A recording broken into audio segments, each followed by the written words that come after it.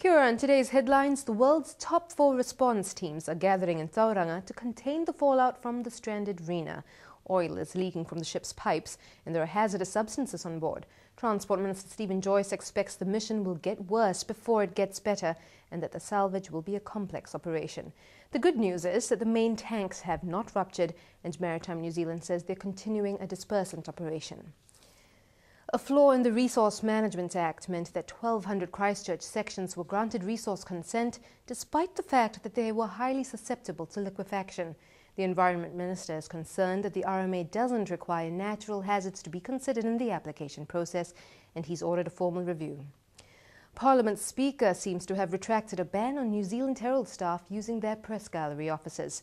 Lockwood Smith imposed a fortnight-long ban after the Herald published a photo of the security scare in Parliament's debating chamber on Wednesday, which breached press rules. There will still be some restrictions on Herald reporters, but they will be allowed to use their offices. The government is satisfied with steps taken to improve legal aid services since a 2009 report identified problems. Dame Margaret Baisley had criticised the Law Society for over-depending on complaints to identify which lawyers failed to perform. Justice Minister Simon Power says he's since seen great improvement and doesn't plan to appoint an independent regulator. The Electoral Commission's main information drive for the referendum on the voting system kicks off this Sunday. New Zealand households will be mailed a brochure which introduces the referendum questions and the alternative voting systems. The MMP referendum takes place with the general election on November the 26th. Overseas, Russia has announced that Prime Minister Vladimir Putin will run for president next year, while current President Dmitry Medvedev becomes Prime Minister. Political analysts aren't surprised, but many say that the job swap makes a farce of the elections. They've commented that Putin's level of power, with or without a formal office, hasn't existed since Stalin. NATO has listed conditions for ending the airstrikes in Libya.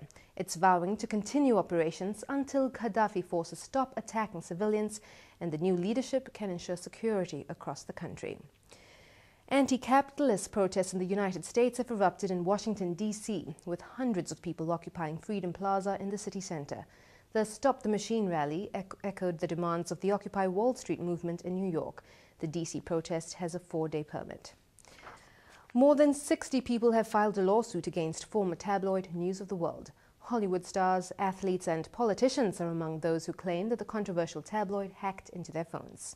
And finally, the weekend sees the 2011 Rugby World Cup reach its quarterfinal stage. The All Blacks lineup for this Sunday's face-off against Argentina has been revealed, and the highlight is the inclusion of veteran fullback Milt Muliaina on his 100th Test milestone.